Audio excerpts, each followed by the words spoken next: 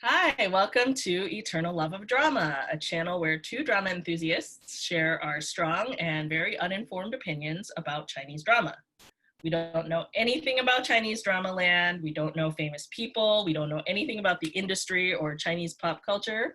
But that does not stop us from having some very strong opinions about the dramas that we have watched or dabbled in.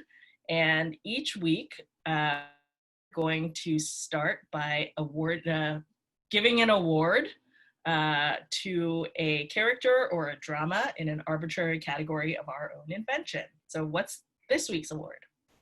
So we thought we would start off our amazing, I guess, whatever channel this is, by honoring the hardworking women around the world who are often unappreciated and underpaid by highlighting the women of Chinese drama. Or not paid at all. Or not paid at all, and the work that they do, right? So this is interesting because the role of women in ancient times, regardless of the country, was rather unglamorous and probably, we would say, like repressed and terrible. But there are, and in Chinese drama land, it's also kind of fun too, because most times women, I guess, had the job of looking pretty and finding a husband and stalking men, or preventing other women from taking the men that they liked. But there were some standout heroines. It's another job. Yes, there are some standouts of people who we thought did interesting jobs. So our category today is the woman with the best job. Woo-hoo! So who do you award your? So sometimes we'll agree and sometimes we won't because we're sisters. So I'm going to give my award to Princess Ni Huang in Nirvana and Fire. She's a general, so she's the woman with the best job. I'm admittedly biased. I think she is probably the best character that's a female in all of the Chinese dramas that I have seen so far, which is not that many, but I have started a lot of them. So probably any category that involves like the woman with the best blank or the best woman blank, I will award to her just because I'm biased. Okay, that's fair. Do you have a runner-up? The runner-up is not one person in particular, but is one kind of person. So I think that the runner-up for the woman with the best job is the woman who is the head of the Eme sect in any of the wuxia dramas. And it doesn't have to be the Eme sect, but that one stands out because in every drama that has the Eme sect, she looks the same because of like a scowl that she has to wear. And she also does the same thing to all of her disciples, which is she makes them swear to hate men, and she makes it her life mission to control and dominate men. Now, both with Ni Huang and this, I guess, sect leader role, what I'm saying is I think a woman with a great job, or the definition of a great job you might infer, is a lot of power and control. And that might be possibly what I think is a great job, but not for everyone. So I think that we will probably have future episodes where we talk. Maybe we could do an episode just about because I think that it is really sexist the way that these women who have their own martial arts sect is often portrayed, and you can see it in everything from like how it's always like a man-hating woman to like the eyebrows. And when we talk about this, I swear I'm eyebrow tutorial on how to make yourself look like you're the leader of this sect. But anyways, I feel like those are all good choices. They are not my choices. I'm gonna award my award to Ran Yan, who is the star of this show called Miss Truth. And the Chinese title is like Tang Dynasty Medical Examiner or something. And she is a forensic examiner. And I think that this is an awesome job because she thinks it's an awesome job. Like, she gets fulfillment. She is helping people. She helps solve cases. And it is like it's a job with like transferable skills because she has medical training, and there are a couple instances in the drama where she also goes and like treats people that are alive. So I think it's an awesome job. I think it's awesome that we get to like get this peek into like Tang Dynasty ancient forensic techniques. And I have serious questions as to whether those are made up based on current techniques or if there's any evidence that that was actually done. But my runner-up is Ni Huang because she is hands down like the most badass woman we have come across in the various dramas. So Yeah. I So think we should talk a little bit about some of the other jobs that are like not horrible. Like we mentioned earlier, the like, you know, palace intrigue, looking pretty kinds of jobs, but there have been other jobs, right? We've seen some other jobs. Anything stand out for you? I was just about to ask you that question.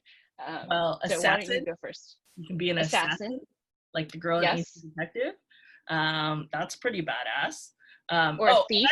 I want to say the reason Okay. I didn't choose Ni Huang for this category is because I don't think general is a very good job. Like I don't think Yeah, it's fun. you're right. And it doesn't seem like she picked the job because she was particularly like passionate about it. So I think that you brought up something really interesting. Ran Yen actually, like, she studied medicine, she studied forensics, and she like continues to practice, right? Like she digs up a corpse at one point, just, you know, because, right? And so like she like actually is very committed to studying. And this isn't like a lot of these movies, like they have like this moment, and it's usually like it usually happens to the male lead, but like they find like a secret book, or like someone like transfers like secret knowledge to them, and like overnight they become like Find it in the amazing at what belly of they a do. monkey. Find it in the belly of a monkey. I mean, and it's like it happens really fast, but with her, it like she developed her skills from a very young age all the way until she was like, I don't know, 18, the ripe old age of 18. With New Hung, right? So I actually did click through the web novel a little bit. I didn't read it, but like I think her backstory is that like her father dies in battle and she takes it over. So it has like a sort of a Mulan kind of feel to it. And so she just became, and then she became, I guess she was so successful that people followed her, and then that became her job to Yeah, but guard she's the still like southern border. border. Yes, so you're right. It's probably pretty crappy, but she has a lot of power. She commands 100,000 men that like are all 100% loyal to her. But she's So like badass. from like a absolute power perspective, like I Yeah. respect that. Okay, that's fair. She definitely has. That is definitely common for women in Chinese dramas to have a lot of power, and she is definitely the most powerful woman. So Well, it's common for Chinese in Chinese dramas for women to have a lot of power, but for them to be like super mean, right? And she's not mean. She's still is very gentle and very like feminine, and she like cries, right? So like she doesn't like she's not the she's like the opposite of the Ame sect leader who is yeah, like scowling all of the time. yeah. So we are gonna do a review of Miss Truth. Um, Yes. and tell us, will you give us the quick synopsis? Okay, so Miss Truth, as you said, is a Tang Dynasty forensic examiner, and it's about Ran Yen, who is the medical examiner. So she's 18, and she's, I guess, somewhat estranged from her noble family um, for reasons related to her mother's death, right? So she grew up learning about autopsies, finding clues on corpses, solving crimes. And so she examines bodies at crime scenes, and her main goal is to figure out what happened to her mother. Like, how did her mom die? Because she doesn't believe that it was suicide. So along the way, she meets one of our male leads, Xiao Song, who is a judicial official. That's according to Wikipedia. And she calls him Fishman, so that's her nickname for him. And then also another male lead who is an assassin by the name of Sufu. So she has those two male leads.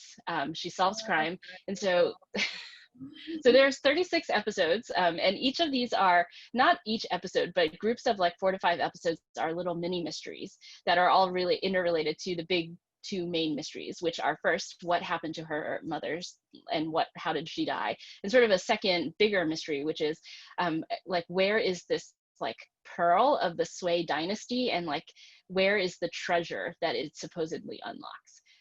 And so this is this was really fun. I enjoyed it because I think you recommended it to me sometime in like May, when I was, I guess, getting really bored of being locked down. And so I watched it, and it was my first drama. So it's very special. Okay, but not actually your first drama, because we Right. watched Chinese dramas when we were kids. Yes. when you But have as we will discuss later, I have stacks and very, stacks of videotape. very selective and like wrong recollections of what they were actually about. That's fair. Okay, so I will say that what I loved about Miss Truth is like the character, like her character Dan Yen, and the actress. I thought the actress did a really good job. Like she was really smart. Like all the cases that you mentioned, like she solves them because she's so cool and smart, and she has all these like creative techniques that use ink and ants and smoke and who knows what else to like be a medical examiner and solve these mysteries. I think that one thing that I really liked her character, and that made me want to keep watching. Like, I feel like we've watched a lot where I don't like any of the people, and I'm like, why am I watching this? So I appreciated that her crime solving technique was like, it wasn't like CSI crime solving technique, but there was like very legitimate logical rationale for it. So in the first like mini mystery that they solve, like she gets like red thread and like needles out to like plot blood spatters so that they like figured out because of that the person didn't actually die where they said they claimed this person died, right? The body was actually moved after the person was actually dead, and that there was like the original cause of death was not the actual, because there was this blood spatter situation. So clearly like the murder happened and then some sort of post-mortem body mutilation occurred somewhere else. So I thought that was a very legitimate technique that you do actually see this on CSI, but they use laser pointers. Which, by the way, the laser pointers, like that, it doesn't actually work that way, because unless you sprinkle dust over the lasers, you actually can only see the point. You don't see the trajectories. So this is like definitely they made it up to. Oh, really dusty. It's possible. Maybe the room in CSI is just very dusty. It's possible. Yes, I don't actually think this is any less realistic than some of the CSI episodes. Although there's an episode I think where she I'm like, did she just invent fingerprinting in the Tang Dynasty? Is that what? Yes, she did. She in fact did. Yeah, she is super awesome. Were there any things that you didn't? Okay, I'm gonna go back to this like forensic techniques thing again, because the one thing that really irked me is like whenever she's like cutting up a body, she takes her little hatchet and she goes, ah, ah, ah. And it's so ridiculous because she's like hacking a body and she's making those like noises, but I don't know what noises you would, I don't know. I mean, I think that like nowadays it's probably considered professional to make no noises when hacking. But I don't know. I think that also like a lot of times Chinese dramas drag really long, and 36 episodes is a really nice length. So I appreciate this. And I don't know if it's because we watched it really early on before we discovered that you could watch it in like faster playback speed. But I think that I watched this whole thing in regular speed. So I don't know if I watched this at regular speed. I think that the initial few episodes I may have, because I guess I wasn't as used to listening to the Chinese, and so I like felt like I needed to pay better attention. But I definitely watched this on YouTube. I know it's on, some of the episodes are on Prime now, but because YouTube has that thing where if you double click, it fast forwards like 10 seconds at a time. Like I don't like watching people walk very dramatically, right? And I feel like that happens. Oh, I know. I actually find it really amusing when they're like, when you watch it in 2x. I actually, now I remember, like I had to change it to, we did know about watching it fast, and I had to change it because I do not speak good enough Chinese to understand half the she's saying when she is doing a medical examination, like when she's like doing an autopsy. I was like, what about the ants? I don't know. So what did the ink discover? I don't know. She inked the bones. So yeah. So I had to watch a lot of that stuff at regular speed and still didn't super understand because there were no English subs for a lot of this. But I think the Amazon has English subs, right? They do, but they only have 22 of the episodes, I think. I don't know if they're planning to add more. This is one of their recent additions. Okay. So perhaps there will be more. I think that one of the things, so one thing that you said that's interesting too is that we don't always watch everything in all the dramas. So this is like, so this was the first for me for the in my recent times, like minus childhood. And so what I realized is in a lot of Chinese dramas, I will fast forward through whole scenes with people I don't like. Yes. And in some dramas, that's a lot of people. And or I will like fast forward or 2x like just certain types of scenes. But I felt like for the most part, I watched all of the drama when I watched it. Because like you said, I was having trouble following some of the like medical examination language. That's not something I think that like our parents speak to us on a normal basis. So it's unfamiliar. But also because I wanted to know like what happened to the people that died.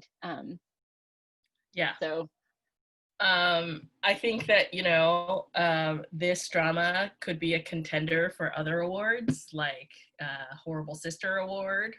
yeah. And I don't know, but I think that, you know, I think that for the most part, the mysteries were pretty interesting. And I like that she was like talking about, like there was a very reasonable way that she approached solving them. So I like that a lot because it wasn't just like, you know, okay, she's this person and like magically she figured it out, right? Because like she did it sort of based on her own brand of science. So let's talk about the love triangle. Shall we talk about the love triangle? That wasn't a real love triangle. Okay, well, before we get into this, I'm just gonna hold up my sign because spoiler alert, if you are the kind of person who does not like drama, does not like spoilers, and plan to watch this, which I very much recommend that you watch this, you can stop watching this part, because I think that in Chinese dramas, based on my watching of Chinese dramas, which has been quite intense during since March of 2020, the person who does a spinning rescue of you, right? Like you're being saved by somebody who has like great martial arts skills and they catch you in some perilous situation and there's some spinning, or else there's like some sort of like underwater like kiss to give you air. That is your person. That is your soulmate. And so no, okay, go ahead. That this love triangle gets it wrong. I think she ends up with the wrong person.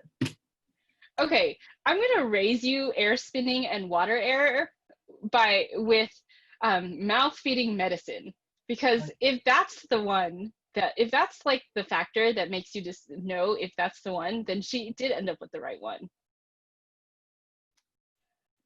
Wait, you think she ended up with the right person?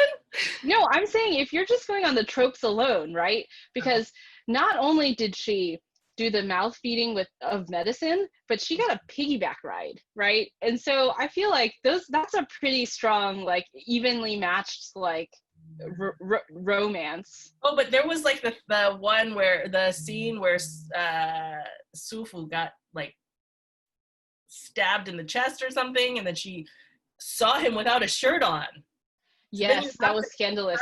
Take responsibility and marry the person. Well, he did want to marry her, yes, right? And she wanted to marry him.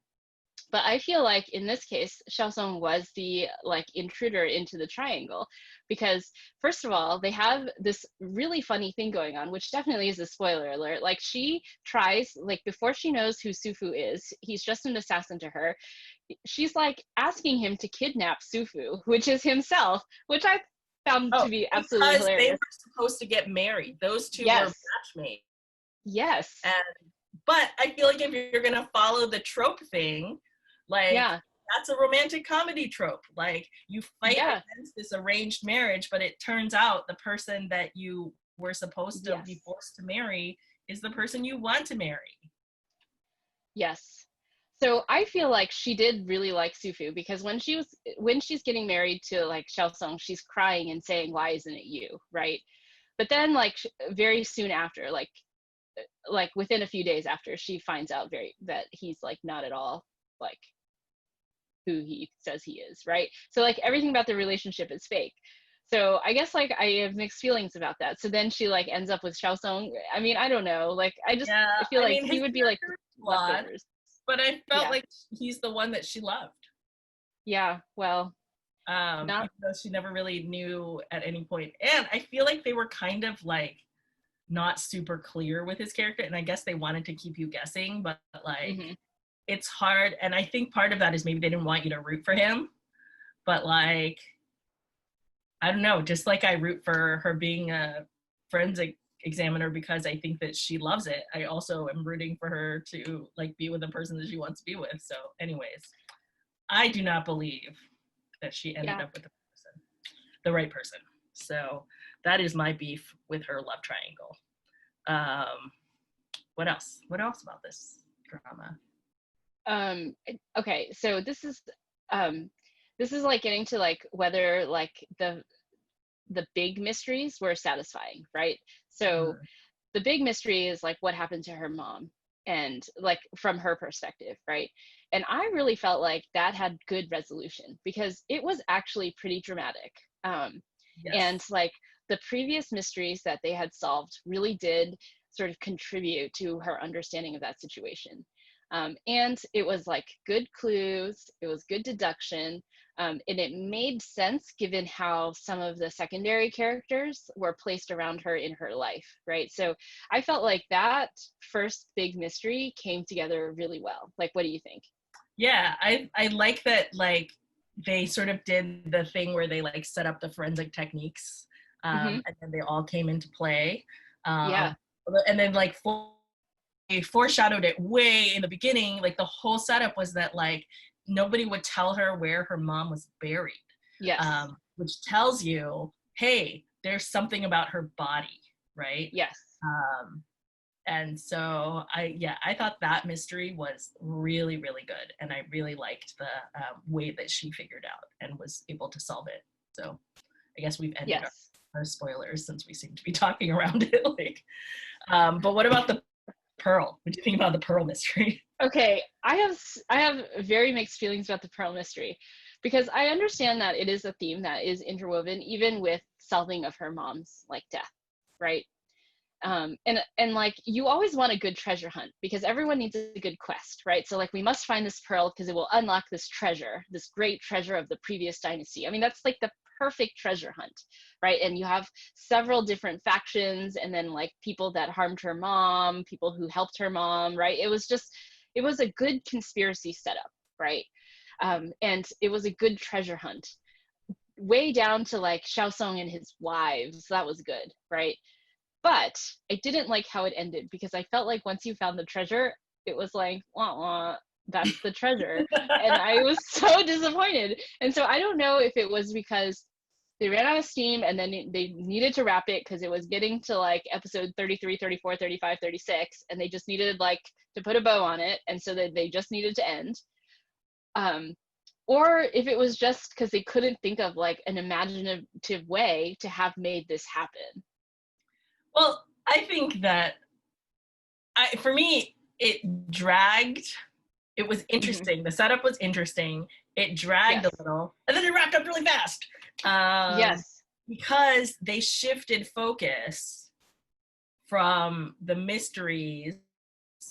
Like in the beginning, I felt like it was like solving cases and a love triangle on the side, and then they shifted, and they have a clear like person they want her to end up with, and then it sort of shifted to like Mm-hmm. kind of the plot serving the love story and not the mysteries. So I think that that is sort of why the pacing happened the way it was. So Well, um, and I also think it's because like too many people from the government got involved. And like this is like our thing, right? We hate the palace intrigue. And like whenever too many government officials get involved, it always makes the story drag, because you're always like adding a layer of political intrigue, which in the case of this drama was absolutely not necessary, right? This is like not Nirvana in Fire, which we can talk about another day for ages, right?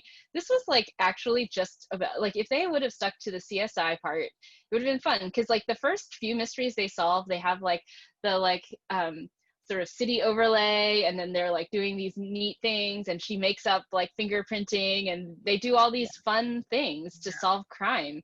But now they just get bogged down into like this whole like dynastic control and the role of government and the emperor and like bickering like bureaucrats thing, and it's like those are the scenes that I tend to not like. Plus, and this happens so much to so many of yes. our dramas. They start out like about something, and then they be palacy, and like, so you should know that we like ancient dramas. We do not like palace dramas. Yes, especially because, and this is not meant to sound racist, but like at some point, all of the government officials kind of look the same to me, and I like, because they all wear the same clothes. They might like be color coded differently. Played by the same actors. It's like mall Santa. Yeah, well, I think more for me, it's like most palace dramas are about like women being conniving. This is less that, but like a true palace drama, like a Princess Wei Young, which I know you didn't watch, but like you would probably hate. It's all about like women scheming against each other, and like it just sets up this dynamic that that's what women do. Like we're evil and like backstabbing and scheming, and like, you know, just like really irritating to not have like other representations of women. So yes. Okay, so I think that like, so here are some other things that I really liked about this drama. So I thought that the non-lead characters, sorry, what are they called? The supporting characters were all, for the most part, really fun. I didn't like the sister. I thought she was super annoying, as you did. But I thought her Sifu was really fun. I thought Xiao Song's sidekick, I love him. was hilarious. And he was so and he had an eagle. Yes. to terrorize the scholar, who I also liked a lot because he was also really fun, right? And so I think that like some of the minor characters actually had personality, whereas in a lot of dramas, like the sidekick is just the person on like that like delivers the mail, right? Essentially on something. So I enjoyed that they all had personalities. Yeah. Not my favorite for supporting cast. We can talk all, you know, about lots of better supporting, like just like richer universes. But like, yeah, I really like, you know, I think that his sidekick, Xiaoren's sidekick, was a good contender for best sidekick. And he had his own sidekick, which was an eagle. So yes, that's pretty cool. So yeah, I mean, overall, we both really like this drama, right? Mm-hmm. Would you watch this again? Would I watch it again? I have watched it. I recently watched it again. Well, not in full, to remember to study for this. Yes. I also studied as well by flipping through some of them. I don't know that I would watch it through from beginning to end, because there's always the temptation, because you kind of know what happens, to fast forward more. I don't know if you have that thought. Well, but it's also like, because there's like the love triangle, and so there are all those moments where somebody is like standing in the rain looking dramatically. I don't know what I'm doing in this lockdown that I'm so busy, but I don't have time for that. The only longing glances that I entertain are from Lan Zhan in The Untamed. So that's it. Everyone else can save your longing glances. I'm not interested. Okay, so so we're at time. So tell us what you think. Who is the woman in Chinese drama that has the best job? Do you agree that Ran Yin or Princess Nihuan are the top contenders? Or do you feel like maybe an Ome sect leader, or someone who's an assassin or a thief, or some of the other pretty fun jobs that people have, doctor is common, are the best? So thanks for joining us, and we'll see you again next time.